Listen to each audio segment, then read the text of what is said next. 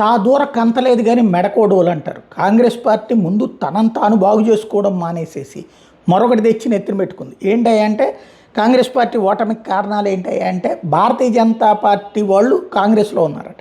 నిద్రపోతున్న కాంగ్రెస్ పార్టీ ఇదివరకు ఏం చెప్పేవాళ్ళు, అసలు కాంగ్రెసే మొట్టమొదటి పార్టీ, మిగతా పార్టీల్లోకి అందరికీ వెళ్ళింది వీళ్ళే. ఇప్పుడేమో కాంగ్రెస్ వాళ్ళు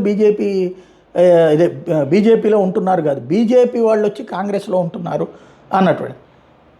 అంటే వరుస ఓటములతో పిచ్చెక్కిపోతుందో లేకపోతే తలతెక్క పెరిగిపోతుందో లేదా వైఫల్యాన్ని కవర్ చేసుకోవడానికి ఆడే నాటకం.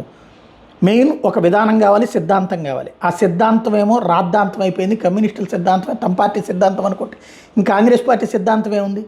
సెక్యులరిజం అనేటటువంటి పాయింట్ పేరుతో మైనార్టీల బుజ్జిగింపు అన్నటువంటి ధోరణి తాతల నాటి కాలంలో కుదిరింది.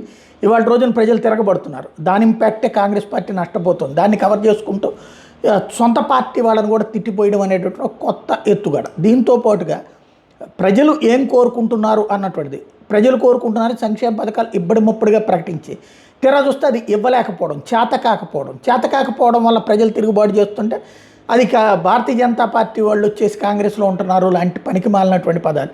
గుజరాత్లో వరుసగా ఎందుకు ఓడిపోతున్నారంటే కాంగ్రెస్ పార్టీకి సంబంధించినంత వరకు మైనార్టీ బుజ్జిగింపు తప్పించి అక్కడ మెజార్టీలకు అనుకూలంగా ఒక్క స్టేట్మెంట్ ఇచ్చింది. అసలు దేశంలో ఎక్కడైనా స్టేట్మెంట్ ఇచ్చింది?